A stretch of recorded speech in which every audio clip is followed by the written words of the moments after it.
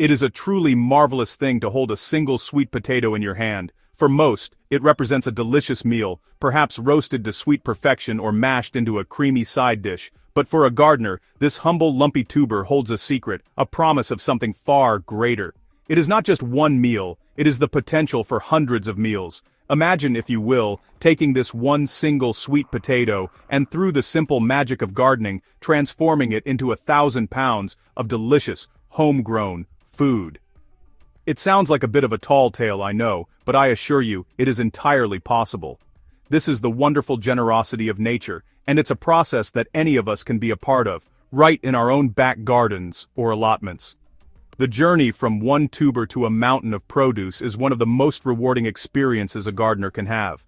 It connects us to the ancient cycle of planting and harvesting, a rhythm that has sustained humanity for millennia. It is not about complicated techniques or expensive equipment. Instead, it is about understanding the plant itself and working with it, giving it what it needs to unlock its incredible potential for growth. You don't need a vast estate or a team of helpers. A small patch of earth, some sunshine, and a bit of patience are all that is required to begin this wonderful adventure. It's a testament to the fact that the greatest rewards often come from the simplest of beginnings. This idea of creating abundance from almost nothing is at the very heart of what it means to be a gardener. We are custodians of this small miracle. Each season, we are given the chance to participate in the creation of life, to nurture it, and then to reap the rewards. The sweet potato is a perfect teacher in this regard. It demonstrates how, with a little knowledge and care, we can create food security and a sense of profound satisfaction. The process will teach you to be patient, to be observant, and to appreciate the quiet, steady power of the natural world. It is a journey that feeds not only the body, but the soul as well. So, let us begin. Let us take that one sweet potato, not to the kitchen, but to the potting shed. Let us look at it not as food for tonight, but as the ancestor of a dynasty of sweet potatoes that will fill your larder for years to come. This is not just gardening, it is an act of faith and an investment in the future. It is about creating a legacy of food from a single, unassuming start. The prospect is exciting, and I invite you to join me. Together, we will unlock the secret of the sweet potato and turn that single tuber into a magnificent 1,000-pound harvest. It is simpler than you think. Now, the first and most important thing to understand about growing sweet potatoes is that they are rather different from their namesake, the common potato. If you want to grow more potatoes, you simply take a tuber, wait for it to sprout eyes, and plant it in the ground. You might even cut it into pieces, ensuring each piece has an eye. The sweet potato, however, plays by a different set of rules. It is not a tuber in the same way. Botanically, it is a tuberous root. You cannot cut it into pieces and expect each one to grow. If you plant a whole sweet potato in the soil, you might get a plant, but it is not the most efficient way to achieve a bountiful harvest. The secret to multiplying sweet potatoes lies in a special kind of shoot, called a slip. A slip is a leafy sprout that grows directly from the surface of the sweet potato tuber.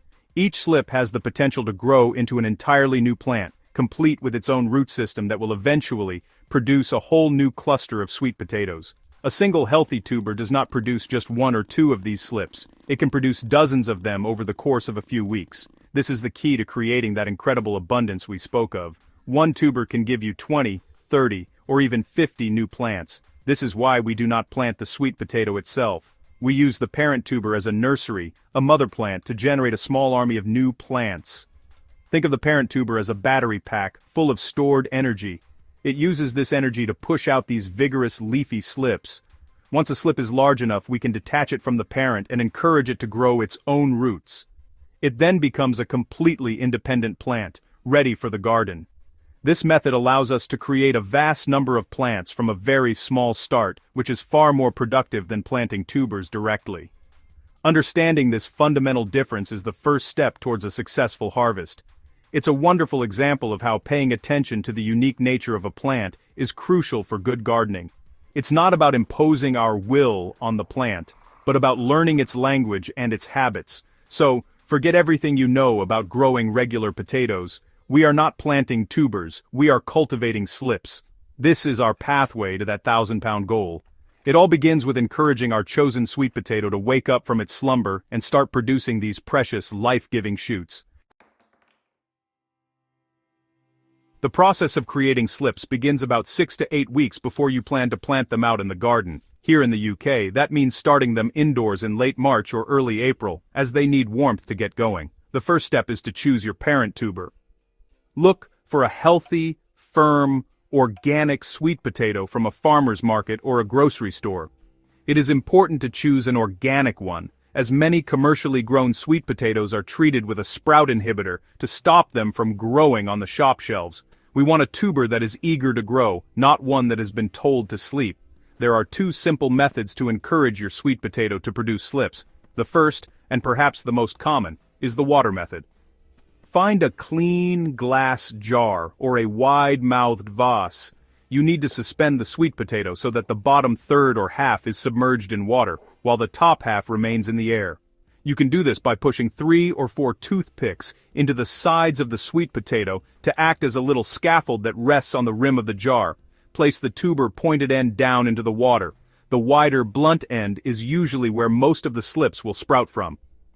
Place the jar in a warm, bright spot. A sunny windowsill, perhaps above a radiator, is absolutely perfect. Sweet potatoes love warmth. They need it to break dormancy. A temperature of around 24 to 27 degrees Celsius, or 75 to 80 degrees Fahrenheit, is ideal. Now all you need to do is be patient and keep the water topped up and fresh, changing it every few days to prevent it from becoming murky. Within a week or two, you should see fine white roots begin to emerge from the bottom of the tuber in the water. Shortly after, you will spot tiny, green or purple buds appearing on the top half. These are your future slips. The second method is to use soil. Fill a seed tray or a shallow pot with a layer of moist compost. Lay the sweet potato on its side and bury it halfway into the compost. Keep the tray in a warm place, just as you would with the water method, and ensure the compost remains consistently moist but not waterlogged. This method can sometimes produce stronger, stockier slips. Whichever method you choose, the principle is the same. Provide warmth, light, and moisture, and the tuber will do the rest. It is a magical thing to watch as the sleepy-looking root slowly comes to life, covered in a flush of new green growth. After a few weeks in their warm, bright spot, your sweet potato slips will have grown into leafy shoots. You will want to let them grow to a good size before you harvest them. A length of about 15 to 20 centimeters, or 6 to 8 inches, is just right. At this stage, Mike stay keigen spines, and they divide spines aren't they. They will have several sets of leaves and look like little individual plants, all clustered together on the parent tuber. Harvesting them is a straightforward process. You do not cut them, you gently twist them off.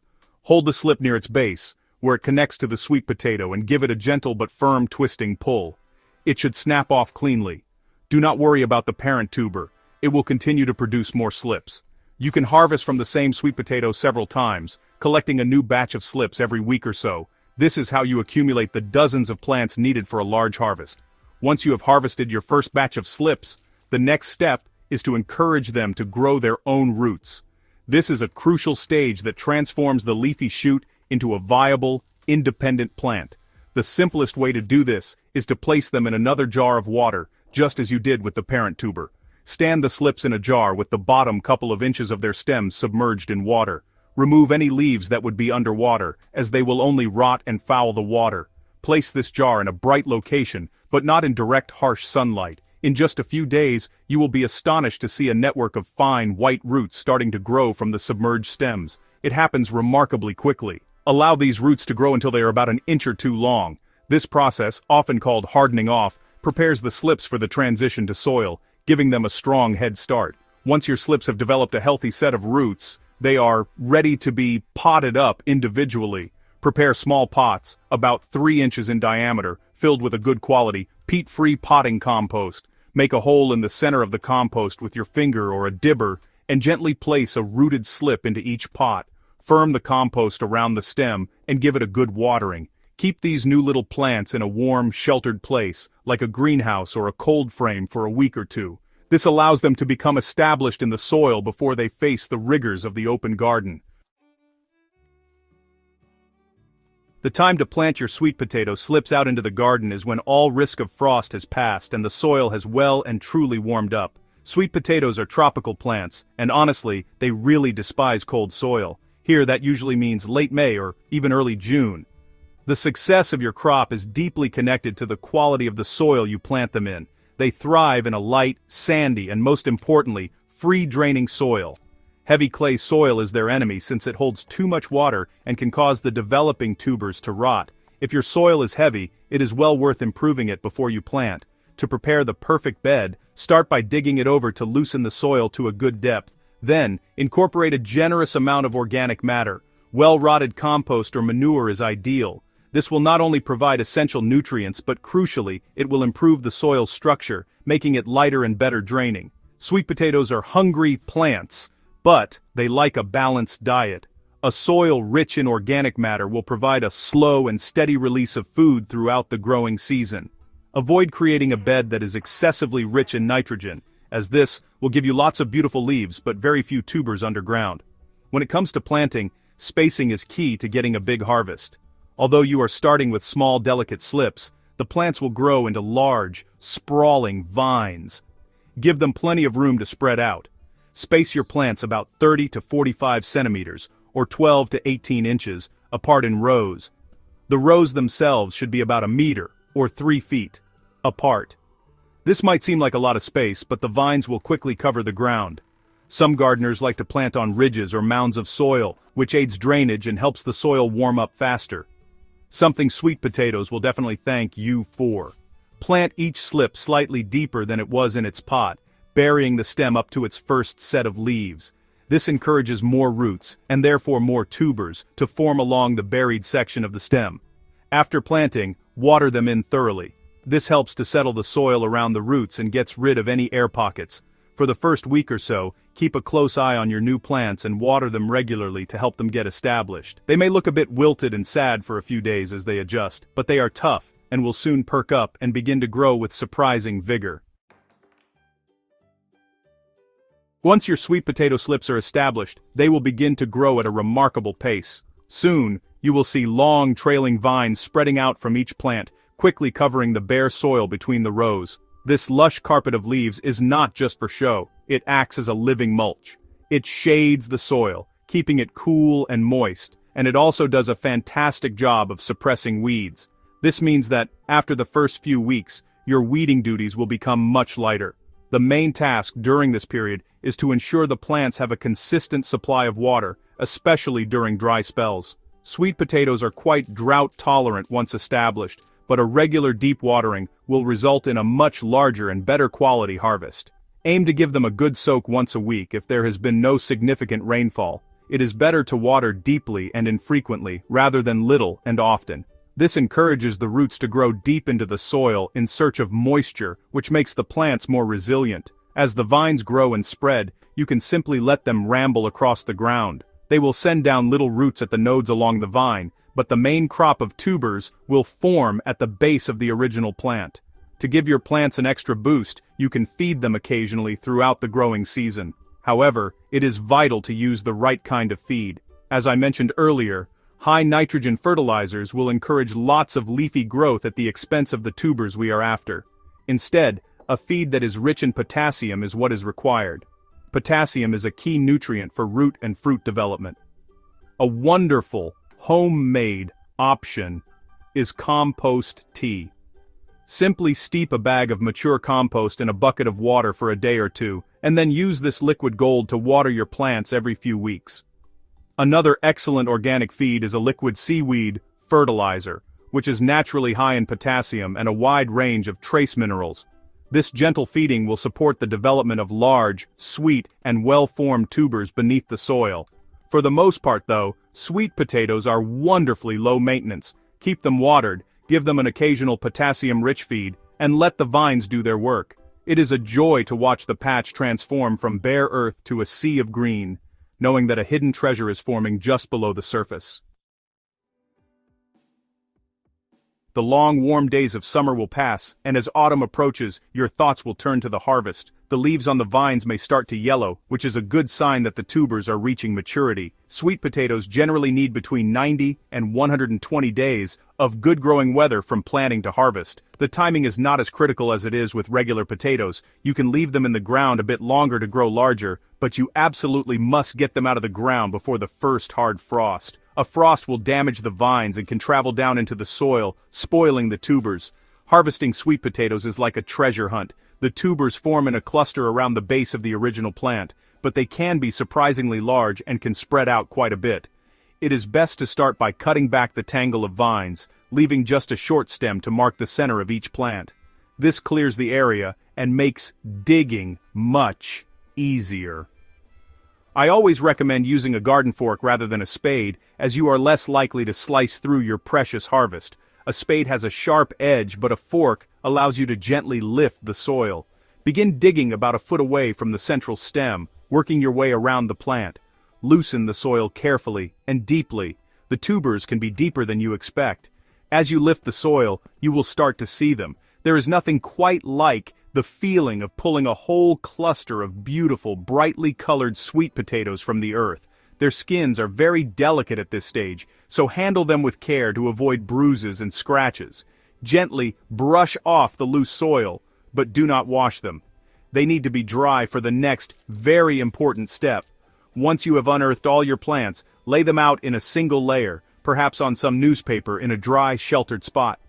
Take a moment to admire your work. You will likely have tubers of all shapes and sizes, from small fingerlings to great big chunky ones. Every single one is a triumph. This is the culmination of months of care and patience, the transformation of those tiny slips into a substantial, nourishing harvest. But the work is not quite finished. To ensure your sweet potatoes will store well and develop their characteristic sweetness, they must be cured. The step of curing is perhaps the most overlooked, yet most critical part of the entire sweet potato growing process. You might be tempted to take your freshly dug tubers straight to the kitchen, but they will not be at their best. Curing is a process that does two things. First, it heals any minor cuts or scratches on the skin, creating a protective barrier that prevents them from rotting in storage. Second, it triggers an enzymatic process within the tuber that converts starches into sugars. A cured sweet potato is significantly sweeter and more flavorful than one that is fresh from the ground. To cure your sweet potatoes, you need to provide them with warmth and humidity for a short period. The ideal conditions are a temperature of around 27 to 29 degrees Celsius, or about 80 to 85 degrees Fahrenheit, and high humidity, around 85%. Now, most of us do not have a dedicated curing chamber, but we can easily create these conditions at home. You can place the tubers in a single layer in crates or boxes and put them in the warmest room in your house, perhaps the airing cupboard or a small room with a portable heater. To increase humidity, you can cover the boxes with a towel or a sheet of plastic, but ensure there is still some air circulation. Let them cure like this for about 7 to 10 days. During this time, you are essentially concentrating their flavor and building their defenses for long-term storage. After the curing period is over, the tubers are ready to be stored. Sort through them and set aside any that are badly damaged for immediate use. The ideal storage conditions are the opposite of the curing conditions. You want a cool, dark, and dry place with a temperature of about 13 to 16 degrees Celsius or 55 to 60 degrees Fahrenheit. A pantry, a cool cupboard, or an unheated bedroom are often good spots. Do not store sweet potatoes in the refrigerator. The cold temperature will damage their cellular structure, resulting in a hard center and an unpleasant taste when cooked. Properly cured and stored, your sweet potatoes will last for 6 months or even longer, providing you with delicious, homegrown food throughout the winter. Each time you retrieve one from storage, you will be reminded of the summer sun and the satisfaction of the harvest. This final patient step ensures that the abundance you created in the garden will nourish you for many months to come. As you pack away your magnificent harvest, the cycle of abundance is ready to begin anew. Before you store all of your sweet potatoes, take a moment to select the very best ones to be the parents for next year's crop. This simple act of selection is how gardeners and farmers have improved their crops for centuries. Look for medium-sized tubers that are well-shaped, free from disease, and that came from your most productive and vigorous plants. By choosing the best of this year's harvest, you're ensuring that next year's crop will be even better. It is a beautiful self-sustaining system. Set aside a handful of these prime specimens, store them separately and label them clearly, so they do not accidentally end up in a winter stew. Keep them in the same cool, dark and dry conditions as the rest of your harvest. these chosen few are your ticket to an even greater yield next season. If you manage to grow, say, 100 pounds from your first sweet potato, next year you can start the process with 5 or 6. This is how you scale up your operation. This is how you get from a single tuber to that incredible 1,000-pound harvest. The growth is exponential. This process makes the sweet potato one of the most generous and sustainable crops a home gardener can grow. You only ever need to buy your first tuber. After that, you can be entirely self-sufficient, saving your own seed stock year after year. It is a closed-loop system of extraordinary productivity. It gives you a sense of real food security and a deep connection to the seasons. As winter settles in, your stored tubers are not just food. They're a promise of the spring to come, a quiet reminder of the life sleeping within, waiting for the warmth to return. So, I encourage you to try it. Start with just one sweet potato, follow these simple steps, work with the nature of the plant, and watch the magic unfold. You will be rewarded not just with a delicious and healthy harvest, but with a profound sense of achievement. You will have participated in one of the most fundamental cycles of life. The creation of abundance from a humble beginning. The sweet potato is more than just a vegetable, it is a teacher. It teaches us about patience, about a partnership with nature, and about the incredible potential that lies dormant in the smallest of things, just waiting for a gardener's touch to bring it to life.